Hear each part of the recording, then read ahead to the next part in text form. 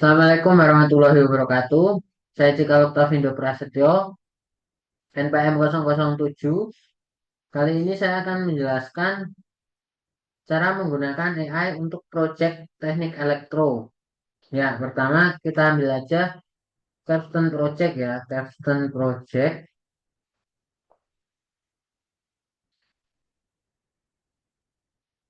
untuk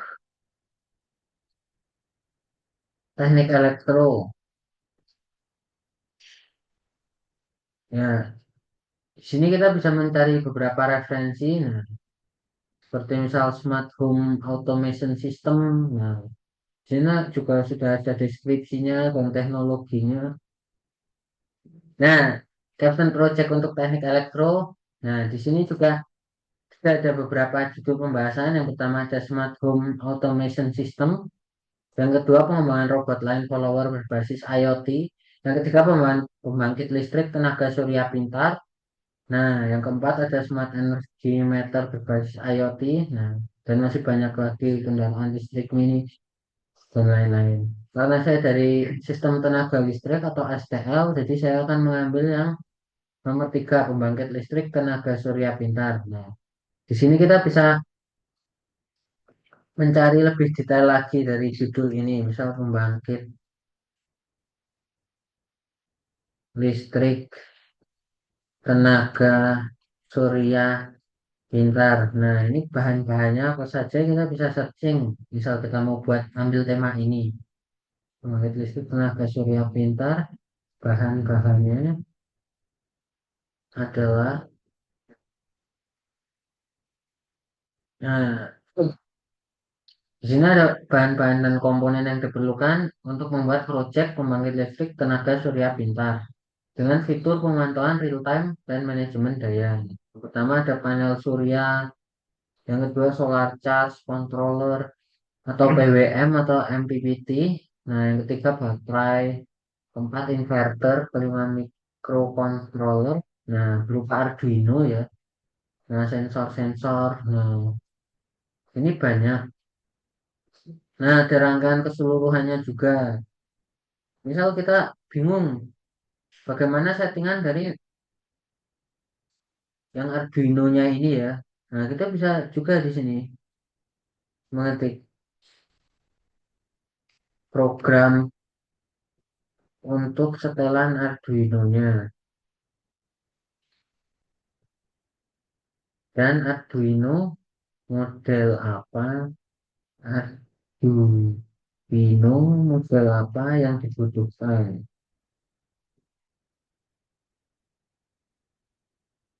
Nah, sini akan keluar nah Arduino Uno yang cocok untuk pengukuran dasar. Nah, yang ini ESP32. Nah, ini sudah ada fitur-fiturnya lengkap ya. Ya, ini sangat membantu juga untuk kita membuat project teknik elektro ini. Nah, ada kode program di Arduino-nya juga. Nah, ini sangat sangat sangat membantu sekali untuk membuat project ini. Nah, selanjutnya sebentar ya.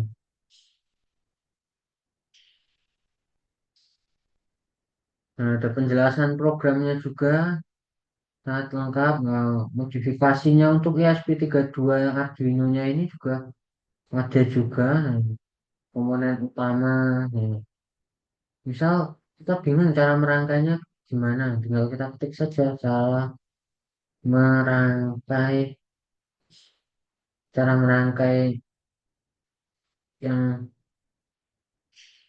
mana sebentar.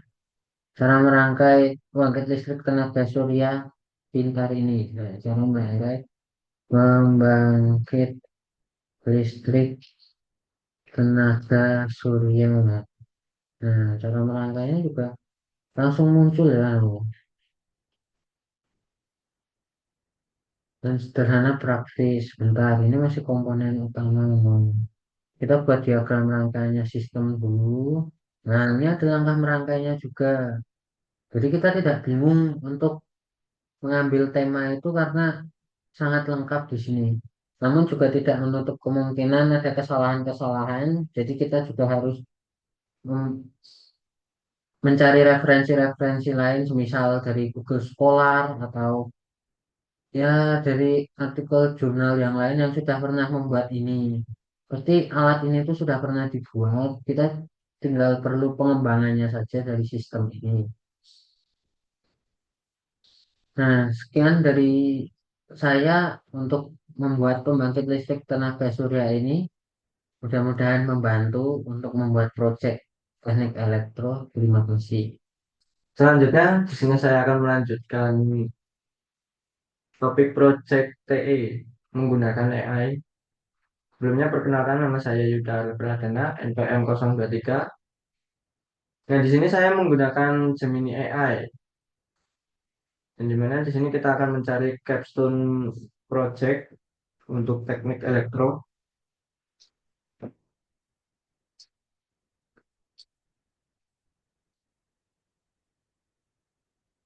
Enter.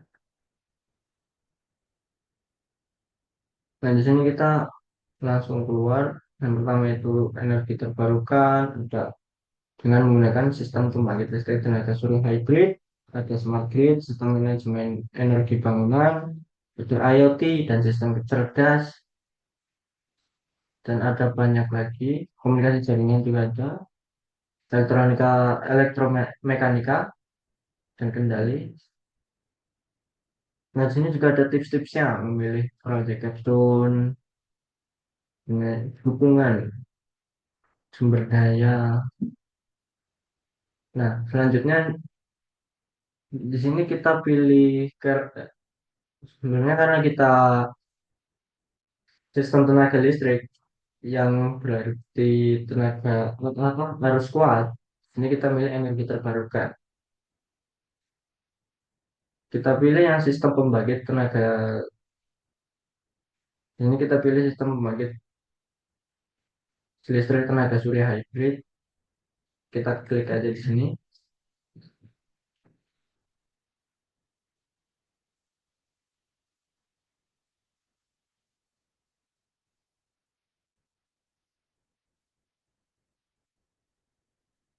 Dan apa saja sih bahan-bahan yang akan dipakai dalam caption ini?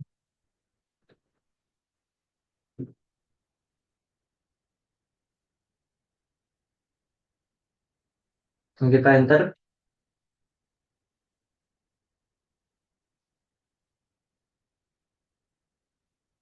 Nah, sini komponen utama-utama dari PLTS tenaga hybrid ini bahan-bahannya menggunakan panel surya, inverter, baterai, pengontrol function baterai, metran, panel distribusi, dan semua juga ada prinsip-prinsipnya, panel panel surya, ada prinsip-prinsipnya berbagai. Nah, keunggulan dari PLTS hybrid juga ada.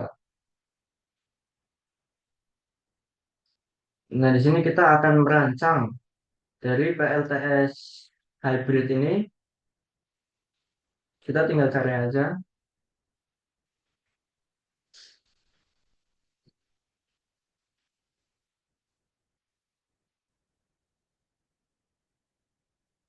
Kita enter.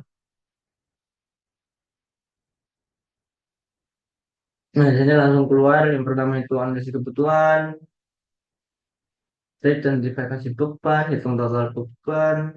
Di sini tentukan profil beban juga, penentuan lokasi pemasangan panel surya, tersediaan sinar matahari, kemiringan dan orientasi.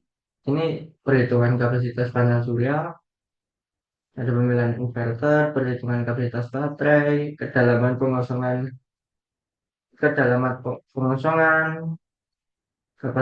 dan ada kapasitas baterai. Pemilihan pengontrol, pengisian baterai. Selanjutnya, dan banyak lagi yang harus dirancang.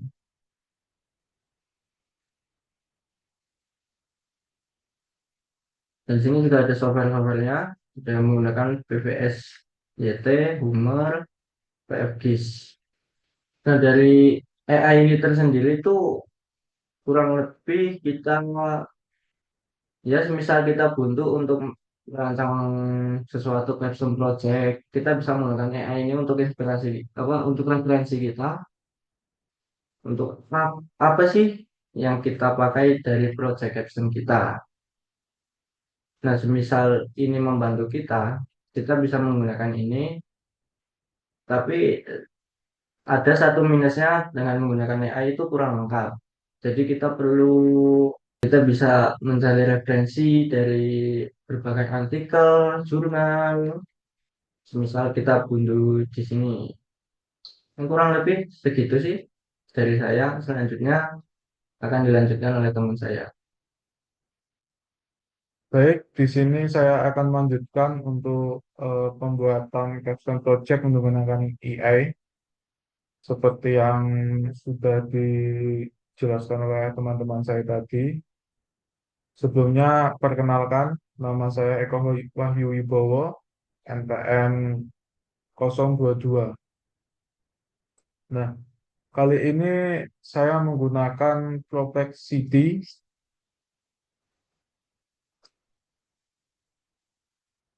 Baik, di sini kita sudah membuka AI-nya. Saya menggunakan Perplexity. Nah, di sini kita bisa memasukkan kata kuncinya. Tadi kita akan mencari capstone project ya. Jadi topik capstone project. Kebetulan saya tadi teknik elektro, jadi teknik elektro. Dan masukkan kata kuncinya.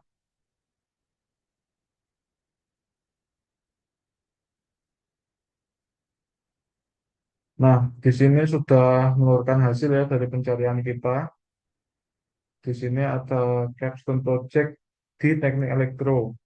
Tujuan capstone project, proses pelaksanaan, topik yang umum dikerjakan, struktur tim dan bimbingan. Berikutnya ada kesimpulan.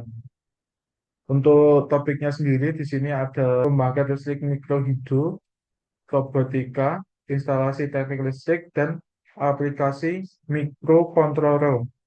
Nah, eh, saya akan memilih salah satu dari keempat topik umum ini.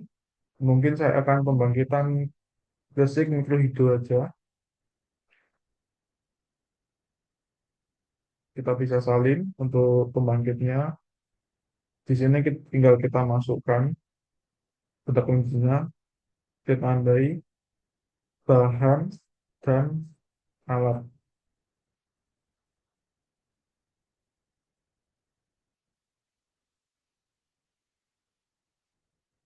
Di sini sudah keluar ya untuk pencarian kata kunci yang tadi. Ini pembangkitan listrik mikrohidro, bahan dan alat.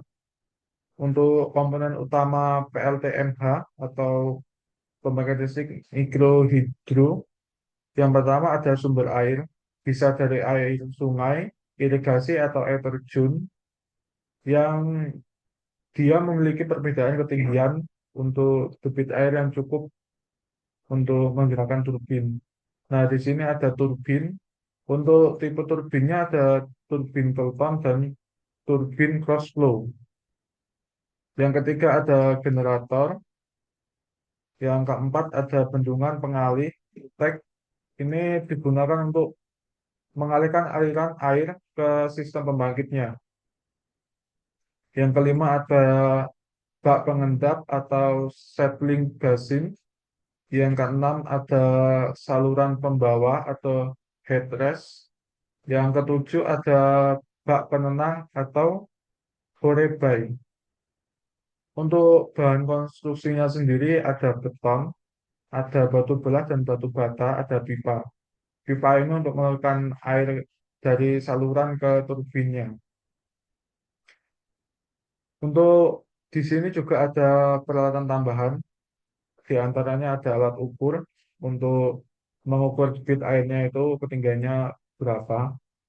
Ada peralatan las dan produksi, ada sistem kontrol. Untuk sistem kontrol ini sendiri untuk memantau dan mengatur operasi PLTMH agar berjalan lebih efisien. Eh,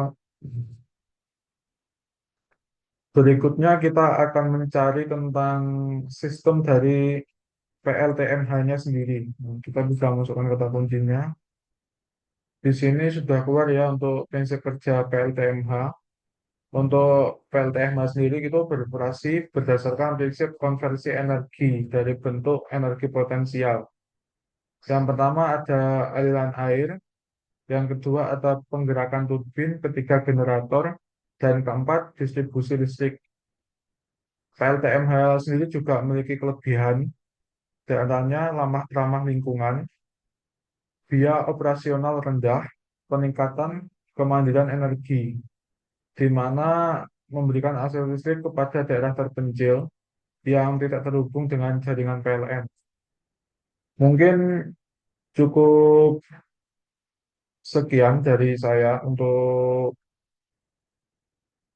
eh, topik Capstone Project Teknik Elektro. Untuk lebih lengkapnya bisa mencari pada jurnal ataupun artikel yang kita bisa cari pada Google Scholar. Sebenarnya untuk di AI-nya ini sendiri, ini masih terhitung eh, referensi ya, karena di sini masih hitungannya bahan. Jadi kita harus menyusun sendiri untuk pembuatan capstone project-nya. Jadi ini membantu kita saja tentang apa sih yang peralatan yang kita butuhkan atau sistem kerjanya seperti apa, kelebihannya apa, kurangannya apa. Mungkin cukup sekian dari saya. Saya akhiri. Wassalamualaikum warahmatullahi wabarakatuh.